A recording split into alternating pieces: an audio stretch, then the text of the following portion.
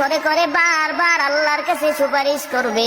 আল্লাহ তাআলা এক পর্যায়ে গিয়া নবীর সুপারিশটা কবুল করে বলবে, ও ফেরেশতার দল, কিছু কুদরতি পানি আছে, ওই পানিগুলো জাহান্নামের উপরে ছিটায় দাও।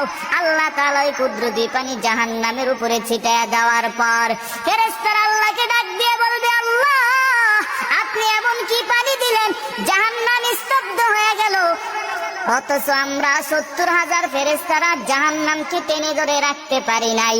ফেরেশতারা আল্লাহকে প্রশ্ন করবে, আল্লাহ, আপনি এমন কি পানি দিলেন যেই পানি দেওয়ার কারণে জাহান্নাম স্তব্ধ হয়ে গেল? আল্লাহকে বলবে ফেরেশতারা, আল্লাহ, এটা কি জমজমের পানি নাকি? বলে না। এটা কি আবে হায়াতের পানি নাকি? বলে না। এটা কি আসমানের পানি নাকি? বলে না। বলে এটা কোন দুনিয়ার পানি নাকি? বলে না। আল্লাহ বলবেন, না রে ফেরেশতা, না, এটা জমজমের পানিও না, আবে হায়াতের পানিও না, বৃষ্টির পানিও না। আল্লাহ তাআলা বলবে, ফেরেশতা, এটা কিসের পানি জানো?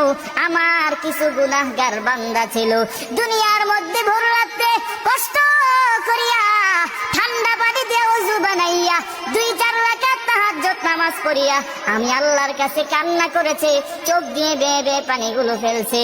ওই পানিগুলো আমি আল্লাহ জমা করে রাখলাম, আজ ওই গুনাহগার বান্দার চোখের পানি জাহান্নামের উপরে ছিটাইয়া দিলাম।